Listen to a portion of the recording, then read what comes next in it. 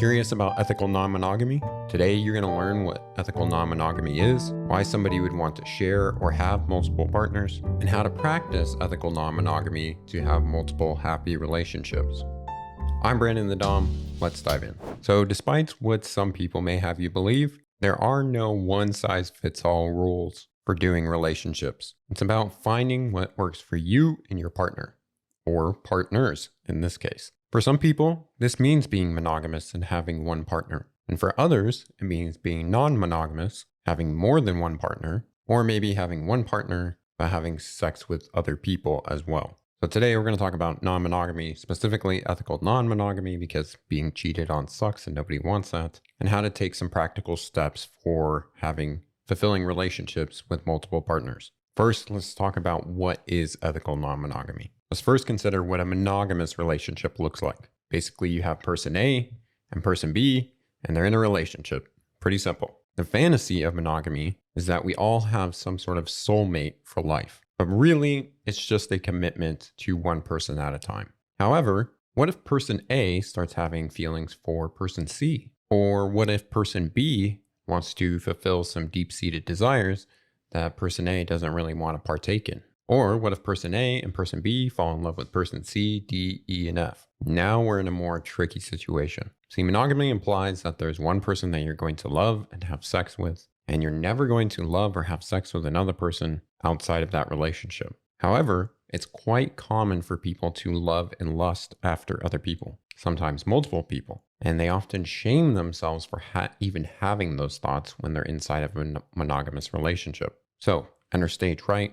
Non-monogamy. Ethical non-monogamy is the practice of being romantically or sexually involved with multiple partners who are all honest, aware of, and agree to this sort of relationship structure. With that understanding, let's talk about some myths about ethical non-monogamy. A lot of times, ethical non-monogamy gets a bad rap because of people's internalized prejudice towards any form of relationship that goes against societal norms. But really, it's just another way that people like to express their love that works for some people and it doesn't work for others, and that's okay. So one of the first myths is that non-monogamy is just an excuse for cheating.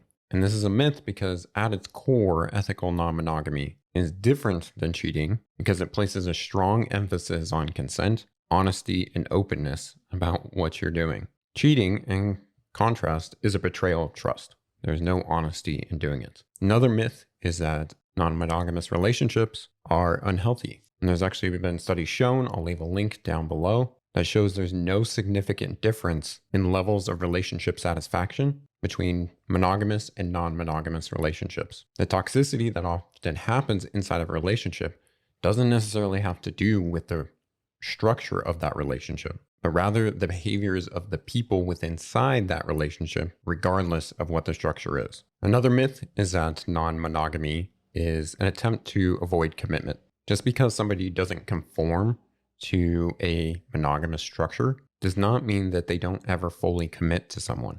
In ethical non-monogamy, there is always commitment. It just varies at the degree to which they are committing. Another myth is that non-monogamy is complicated. While these relationship structures can be complex, they don't have to be complicated. Something that's complex has multiple parts, layers, or components, or in this case, partners. Complicated usually signifies that something is difficult or requires advanced knowledge to understand. Later in this video, I'm going to walk you through some structures to help you understand non-monogamy better so that it's not complicated, but you can make it work for you. And another myth is that non-monogamous relationships never work. And this is usually born in the belief that society sees success in relationships when they last a long time. Relationship success is tied to longevity of the relationship. And this usually looks past whatever the quality of that relationship is or how happy the people are within that relationship. If it goes a long time, but they feel like crap, well, it's still a success in most of society's view. Now, it can be the case that some ethical non-monogamous relationships are shorter than others. But that's often due to the fact that people that practice ethical non-monogamy are okay ending relationships early and don't cling on to them as much. On the other hand, there are other people that have had multiple decade-long relationships that are ethically non-monogamous, and they're just as happy or more so than their monogamous counterparts. Now let's talk about the spectrum of ethical non-monogamy. One of the problems with the way that humans often think is we're always trying to put things into nice, neat little boxes so that we can understand them better. Our brain is so efficient at doing this that we often create binaries in our mind, labeling things good or bad, right or wrong. When reality is far more complex and often needs more nuance to accurately describe it. And when it comes to relationships, we make the same mistake, labeling all relationships as monogamous or non-monogamous, as if it were a light switch. The reality is relationships are messy and can be experienced in a multitude of ways. In fact, here's an example of an image from the non-monogamy listing on Wikipedia. And you can see this looks like there are multiple ways in order to relate to somebody. I think it's helpful to see non-monogamy as a spectrum, where at one end lies a completely closed monogamous relationship where one person is in a relationship with one other person. And at the other end lies the most completely open relationship that you can think of, where every aspect of that relationship from love, sex, and commitment is open to other people. In between those two lines lies hundreds of different relationship structures unique to the needs, boundaries, and relationship capabilities of each person in that relationship. And when viewed in this way, it can open up your mind to the possibility that you could still have a very committed relationship with someone, but for certain circumstances, it could be more open. On the other hand, if you're somebody that's been practicing very open relationships and you feel like you're missing some of the benefits that come with a monogamous relationship, you know that you can move yourself more on the spectrum towards monogamy without having to entirely close your other relationships. So let's talk about some popular types of ethical non-monogamy. Although you can structure a relationship really however you like, there are a few common structures that act as starting points to conceptualize what an ethical non-monogamous relationship might look like. So some popular models are polyamory, which is basically having romantic love with more than one person. There's hierarchical polyamory, where one person is primary and takes the priority over other relationships. This is often popular with people that go from having a monogamous marriage and open up the marriage, maybe having other partners, where that married person is still the primary and usually takes priority when making decisions in regards to the other relationships. And there could be a throuple or a triad, where all three partners are in a romantic and sexual relationship with one another. There can be a closed V, where two people, so person A and person C over here, share a connection with person B, but A and C are not technically dating each other or having an emotional or sexual connection with each other. You can also have monogamish, so leaning more towards the monogamy end of the spectrum, where most of the time your relationship is monogamous, and as far as anybody else knows, you guys are monogamous. But there are certain sexual occurrences or allowances made depending on what some circumstances are. So, for example, you may be in a monogamous relationship, but every time you guys go on a trip, you're allowed to be open. There's also swinging, so it's somewhere in the middle of the spectrum, where you have recreational sex with other people. You may even swap partners, but you don't really have romantic relationships with those other people. There's also BDSM or DS dynamics, and these can be either with or without a romantic component. So basically, if you have certain kinks that you really enjoy, but your partner doesn't, but you really want to get those fulfilled, you could have a BDSM dynamic outside of your regular relationship in order to get those needs fulfilled. And then on the other end of the spectrum is relationship anarchy, which rejects traditional norms and hierarchies of relationships and basically values the connection for what it is without a predefined role. And this really focuses on creating intimate relationships that suit the individual needs and values and allowing for a very personalized approach to love and intimacy with each partner. Of course, these are not your only options. The relationship can basically look however you want it to, as long as it's accepted by you and the other people in that relationship. Now, if wrapping your head around this is something that's difficult and you're not sure how you could structure your relationship, if you're curious about ethical non-monogamy, I offer sex and relationship coaching. I'll leave a link down below to schedule a time on my calendar, and I can help you untangle that mess, get some clarity about what you and your partner or multiple partners could do to have a fulfilling ethical non-monogamous relationship. Now let's talk about why people would choose ethical non-monogamy. Most of the time, I get this question not from people that are non-monogamous. They totally get it. They understand. I get it most of the time from people that are monogamous because I have a hard time wrapping around why you would want to share your partners. So before I explain some common reasons, let me give you a personal example of how I came to ethical non-monogamy.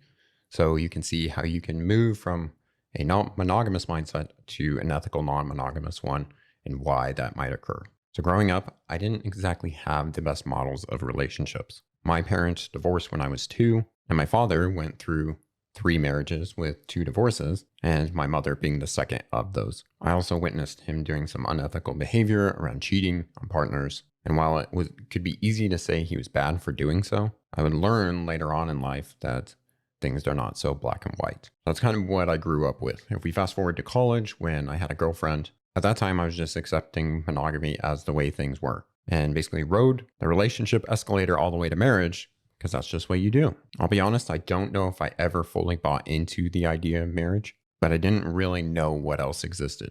However, when I did get married, there were 2 things that I promised my wife at the time. I will never cheat on you, and I don't see divorce as failure. And if at any point we get to the point where continuing the marriage is going to actually be detrimental for the relationship and detrimental for us, then it's going to be okay to end things. Now, we can philosophically argue whether with that statement I set things up for failure in the beginning, and if marriage really is a commitment that no matter what, we're going to make it through. But to me, in that moment, it felt like the truth to say that. Now, we spent 8 beautiful years together, and it was a wonderful relationship. We really were a powerhouse couple. We moved mountains together, we got shit done, and we really cared for each other. However, in the back of my mind, I had this fear that if another beautiful woman came into my life, that she would somehow capture my mind. Because I knew myself. I actually have a tattoo on my arm of a siren that has Captain's Temptations wrapped around it, because I know the effect that some women can have to completely rapture my attention. And honesty is too high of a value for me, and I knew that I would never cheat on my wife. And so I feared the day that I was going to end up living in agony and resentment of feeling trapped because I'm not able to express my desire or love freely. On top of that, I also have a high sex drive. And if you've ever taken Miss Jaya's erotic blueprints test, I'm what she calls a shapeshifter, which means I enjoy all that sex has to offer, from the very sensual to the sexual, from the energetic to the kinky. And I often shift to what my partner desires, but that can sometimes leave my desires unfulfilled because I'm either too much for the other partner and they can't move in all of those spaces, or that partner only desires one type of sex. I'm sort of the person that's like, when you walk into a buffet, I'm the guy that puts a little taste of everything on my plate. And I use this analogy because I know as a kid, I actually did that. I went in, I'm like, oh, I want a little bit of this, I want a little bit of that, and a little bit of this. And I just want to taste and experience all of it. Unfortunately, my ex-wife and I had some sexual incompatibility, and I often shamed myself thinking I was too much for her, and maybe even a little fucked up for having some of the desires around dominance and submission. About 6 years into the relationship, I happened to read Sex at Dawn, which, despite its very questionable scientific references, for the first time, it felt like something was speaking to some of the desires and feelings that I was having that I didn't necessarily know about. It started to show me that maybe there are other ways to relate to one another, to have different types of relationships. And the only real life example I had at the time was one of the guys in my men's group who was in an open relationship. So in my very let's get shit done and don't have fear hold you back fashion, I brought it up to my wife in one of our relationship check-ins. And unfortunately, that didn't go so well. We both ended up crying in the parking lot after that discussion. And to be honest, I was too naive, uneducated, insecure, and ill-equipped to actually communicate properly and holding space for both of us to work through and actually make it a viable option. If I was the person I am now, back then, good possibility that we could have made it work. But this is how learning lessons in life works. So instead of that, I bottled it up, I shoved it down, and all but neutered my sexual energy. We were married, and I was determined to make it work, which was oh so healthy. 2 years go by, and I basically start building up resentment. I'm feeling utterly trapped in the confines of a structure that I no longer believe in. It's not that I didn't love her. I did. I didn't love the institutions of marriage, and specifically the chains of monogamy. So what ended up happening is I'm a very ambitious person, and a few other value differences cropped up in the relationship, and our lives were basically starting to reach a divergence point. And I had already felt like I had been sacrificing an entire part of my personality in support of the marriage. And I honestly just was no longer willing to negotiate or compromise on that. So one day we went for a walk and did our relationship check-in, and she said she was really unhappy in the relationship. And right then and there, I knew it was time. The relationship was no longer serving either of us. And I would rather her be happy without me than be unhappy with me in the relationship. And so I said that we should probably get a divorce. She agreed, and then we both immediately cried in another parking lot. Luckily for us, we were getting divorced out of love and respect for each other rather than hating one another. So it really was the easiest, smoothest divorce that anybody probably has ever had. And we're still great friends and check up on one another from time to time. But now, being outside of the marriage, I was free to explore and express myself without hurting anyone. And I could seek partners who possibly had the same desires as myself. Now, I tend to use non-monogamous in the broadest sense, but I guess I lean much more towards the relationship anarchy end of the spectrum. I tend to have a real problem with labels and rules and standards that are sometimes put on me for what feel like arbitrary reasons. And I guess that's maybe why I like making the rules as the dom. For every relationship, I want the relationship to suit our needs and values, irrespective of what anybody outside of the relationships deems those to be. In doing so, I've had many wonderful relationships with different submissive women at different depths and lengths of time, all while being honest, ethical, and emotionally available. And those things are important to me, and I'm going to show you in some of the ways that you can go about your relationships how to do those things. I also allowed myself to embrace my dominant personality, not just in the bedroom, but in all areas of my life. And in doing so, it has made me a much more powerful person when I show up. So everything that I record on this channel, all the articles that I write, all the content that I make is from those experiences that I've had along this journey. So now that you've had a very detailed look into somebody, let's talk about some common reasons why people choose non-monogamy. First and foremost, they probably don't believe in monogamy. Monogamy is not how we're evolutionary wired any more than non-monogamy is. Monogamy is a social institution. It's a story and a value. And not everyone values romantic and sexual exclusivity. Another reason why people might choose this structure is they believe that it's too much to ask one person to fulfill every role in our life. If we compare this to business for a moment, which always is funny to do, we often hire multiple people for very specific tasks rather than hiring one person to do everything. Yet in a monogamous relationship, we ask one person to play dozens of social roles, and that can sometimes become a burden for that other person. They can't show up in the ones that they really excel in. Another reason is the belief that love expands and doesn't contract. It can feel really bad to not be able to express your love and desire for another person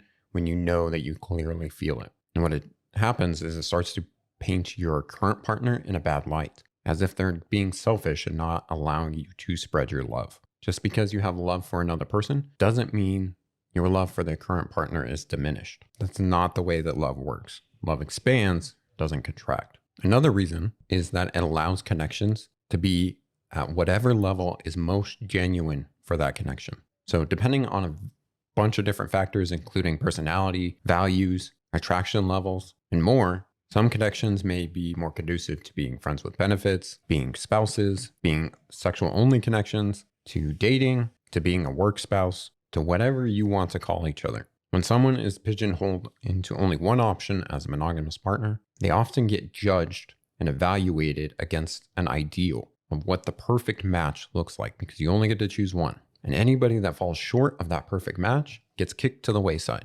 However, when you have many options available for the different type of connections that you can have, you more often than not allow that person to be who they are because they are perfect for the level of connection that suits both of you. Another reason might be that person really values freedom or autonomy. Non-monogamy from the beginning makes clear that your time, your love, your body, and your autonomy are yours and yours alone. Nobody can dictate how you interact with other people in your life except you. Another reason might be they're looking for sexual diversity. Some people have higher sex drives than others, or more variety in their sexual tastes. Matching with a single person to fulfill a large sexual palette can sometimes be too much for that other person. And finally, another reason is allowing relationships to take their natural course. It's my belief that relationships should only exist as long as they are enriching for the people in them. However, if the relationship is detrimental long term, then that relationship should not probably exist. Now, relationships naturally end and people will fall away sometimes. And monogamy can sometimes feel like a trap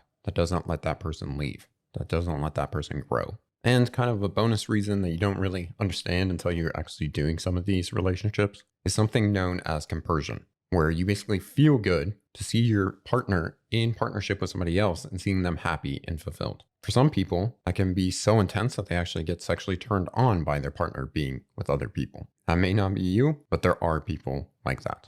So now let's talk about how to practice ethical non-monogamy. You are more than welcome to do research on the different type of relationship structures out there and the different rules for how those are set up. And there are tons of great books on the subject. However, in my life, I try and work from a first principles perspective whenever I'm approaching something. And sometimes I can feel like the jargon of polyamory and the rest of the ethical non-monogamy world can really start to weigh you down, and it can get unnecessarily complicated. So I'm going to try and simplify this for you and just consider it as a starting point to get you thinking about what your relationship structure might look like, and then kind of really searching more and seeing what may be available out there for you. So to practice non-monogamy, I think you need 4 broad categories: your desires, your boundaries, your capacity, and your communication. So let's break each of these down. First, let's start with your desires. What do you want and need? This is not a trick question, and there are no right or wrong answers to this. In fact, as you are answering it, refrain from judging yourself, because those judgments are most likely limitations still set within the confines of a monogamous relationship structure. So I want you to freely think, what is your desire is when it comes to relationships? Emotionally, sexually, energetically, spiritually, romantically. You can keep framing this in different ways. The point is I want you to start gaining some self-awareness around your particular needs. And what you might find as you start going through those different lenses is that you're asking one person to do a lot. And those needs might be better served by one or more other people.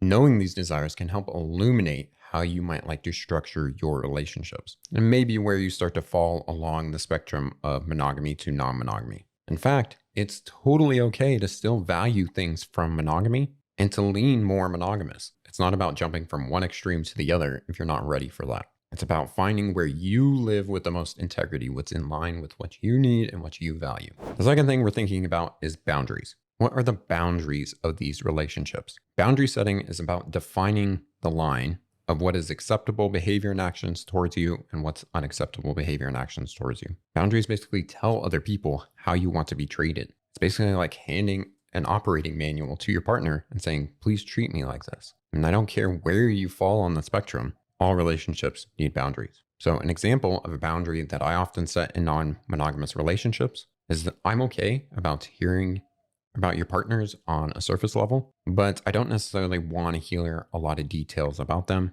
And I definitely don't want to be hearing about the sexual interactions with them. I consider myself a pretty secure person, but I am human. I know from experience that when a partner shares something about another partner, my masculine competitive brain all of a sudden kicks in, and now I want to be the best. And I know that's just egotistically ridiculous, because I know my partner can love me for whatever reason that they do, and that can be totally separate from the reason that they love that other person. And we don't need to compete with each other. Sure, I can work through the emotional trigger every time and have my partner divulge all those details, or I could just set this boundary so that it doesn't come up. Likewise, I also like setting a boundary that I also don't discuss my partners too much, especially in the time that we're spending together. So me and this current partner spending time together, I don't want to be talking too much about my other partners. And I really set this for 2 reasons. First, I want to be entirely present with the person that's in front of me. I don't want to be thinking about my other partners. And second, especially when talking about looks or what my type is,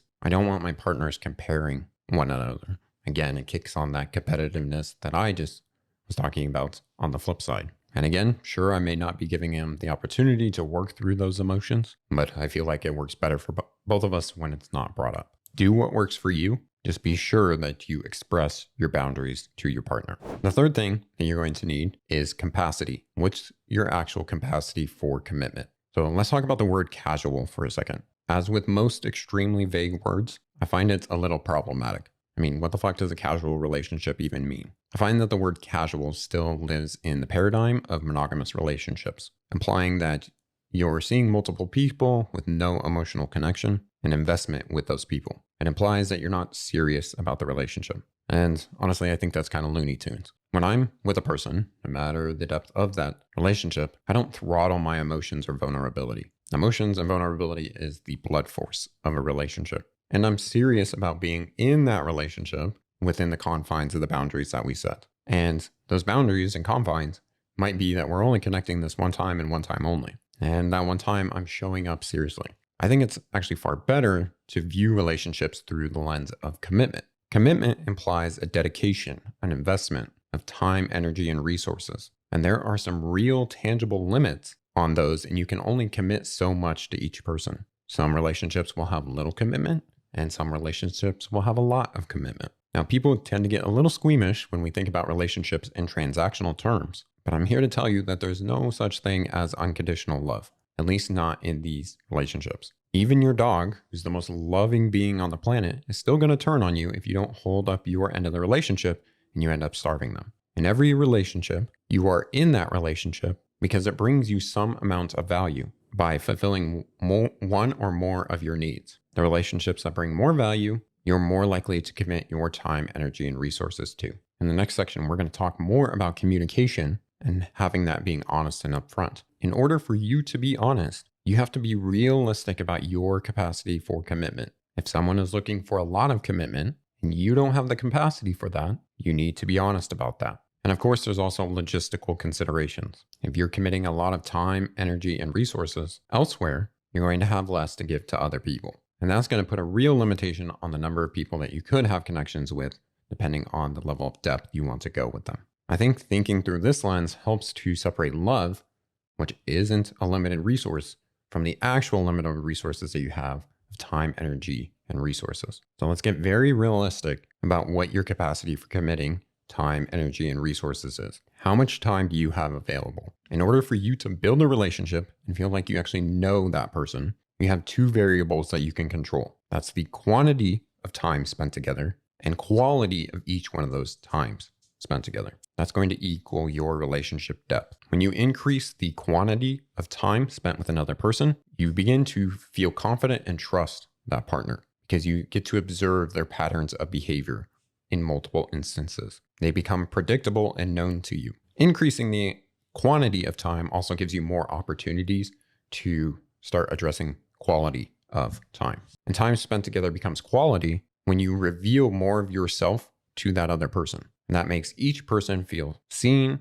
heard, and known compared to other relationships. The more quality time that you spend with one another, the deeper your connection will feel. So why does this matter? If you want to build a relationship, you either need to increase the quantity of time, the quality of time, or both. Now, monogamous relationships rely heavily on increasing quantity of time. You basically spend every day together. However, monogamous relationships can fall into the trap of becoming very surface level in their interactions, particularly after you've been together for many years. And because of that, the quality of time drops. Now, non-monogamous relationships, because you're spreading time among different people, don't have the luxury of relying on quantity of time. The more partners you have, the less time you have to spend with each of them. So quality of time becomes extremely important, and focus on quality allows you to have fulfilling relationships, even if you're only spending one day a month with that person. With that said, each one of your relationships could be deeper if you're doing that sort of quality more often. So in practice, this means you need to get out your calendar and allocate your available time for relationships against all your other commitments in life. You also need to weigh your availability against how deep you want those connections to be. So, for example, let's say that you have 5 nights available a week. You don't have other commitments going on in your life. You might be able to have 1 or 2 really deep relationships or have a few shallower connections. On the other hand, let's say you only have 1 or 2 days available during the week. You might only have the capacity to have 1 or 2 relationships because otherwise you just don't have the time to actually build that relationship. So that's time. Now let's talk about your capacity for energy. And when I talk about energy, this is your mental, emotional energy. Technically, there is no limit to this. However, in practice, we all have things that feel like they really drain us or things that really fuel and light us up. Relationships take mental and emotional energy to sustain, especially if you're holding space with the other partner to go deeper, which we just talked about we want to be doing to increase the quality of our time. If your life is already full of other commitments that are draining you, you either need to be highly selective of the partners that you're bringing into your life to ensure that they're not also drains on your energy, or you need to minimize the amount of partners that you have. Now, if you feel abundant and feel like you're getting fueled and very passionate about what's going on in your life, maybe to the point that you're even overflowing with energy and feel like you could share it with others, you may have a greater capacity in this arena to have multiple partners. And finally, let's talk about how many resources you have available. Resources become a real limitation, especially when you start deepening the relationship and you want to take steps towards greater commitment, ranging from small commitments like dates and trips to larger commitments such as moving in with each other or having a child. Having limited resources is going to make it very difficult to make larger commitments, even with just one person, let alone having multiple partners. In this instance, it might be easier to have multiple friends with benefits than actually having multiple live-in partners or spouses. All right, this fourth pillar that we're going to need to practice ethical non-monogamy is communication, which is really the bedrock of relationships. Communication is the only way that we are able to collaborate with one another as a species towards a shared goal. And in the case of romance, that goal is love and connection. And to be able to have that love and connection with multiple partners, you're going to need to be able to communicate everything that we just covered in the previous categories. And communication is an ongoing process. It's not something that's one and done. With that said, communicating from the start of the relationship is crucially important so that each person can determine whether they actually find value in this relationship or not and want the level of commitment that you're asking. I always advocate being honest, open, and upfront about what your intentions for the relationship are. If you already have other partners, be open to a new partner about how many you have. If you're seeking a sex-only relationship, be honest about that. If you're open to it becoming more in the future, be honest about that. If you start one way and then you want something more committed, be honest about that. The only reason that you're probably not being honest is you're either trying to trick the other person, which probably isn't true, or you fear that other person rejecting you or leaving you, which is probably more true. Once you're actually in the relationship, most of your conflict is going to come from needs being unmet or not being expressed, or boundaries being crossed that may or may not have already been stated before. So to navigate these conversations, I recommend listening to your partner first and then speaking second. So when communicating with your partner, especially to increase the quality and depth of that relationship, you need to facilitate dialogue in a way that helps each person to feel seen, heard, and known. And an excellent tool to help you do this is the Imago dialogue process, which helps you to actively listen to your other partner. Now, this dialogue process is used most of the time in therapy contexts, and it can feel quite robotic if you follow it to the letter. So instead, there's some helpful phrases that you can learn to use that allow you to actually take a moment to shut up and actually listen to your other partner and make sure that you're hearing what they say. And these are skills around mirroring, being curious, checking for accuracy in your understanding of what you just heard, summarizing, validating, and empathizing with your partner. So here's some key phrases to learn, and don't just recite these phrases.